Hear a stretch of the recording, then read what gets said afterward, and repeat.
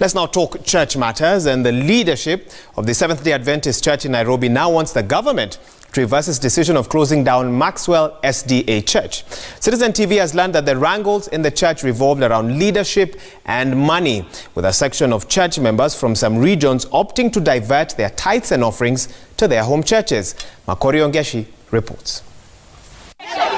That Nairobi Central Seventh-day Adventist Church has witnessed chaos and disruptions in worship in the recent weeks is in no doubt. The government's decision to close down the church this last Saturday now receiving opposition from the executive office of the church. There was neither a court order or a legal notice barring members from worshipping at the designated venue.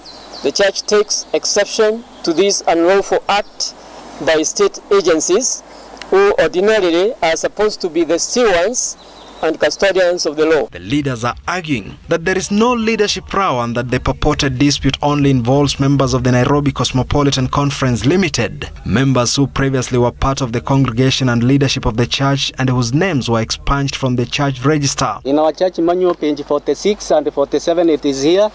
It allows someone to come back through baptism. There is no any other way. He has to go through the process and be taught again if he was not taught properly. Citizen TV has established that an alleged mismanagement of 25 million shillings belonging to the church has been at the center of the controversy. The money was allegedly swindled by a section of church leaders and recovered from the offerings. Tribal fights have also rocked the church, with details now emerging that for some time a section of members from some regions in the country considered to have majority in membership of the church have quietly been either holding their tithes or sending their tithes and offerings to their home churches. It is this division in offerings that sources say has led to the deficit experienced in this year's camp meeting offerings. The question of how names were expunged from the church register has also been raised, with details indicating that the right procedures outlined in the church manual may not have been followed.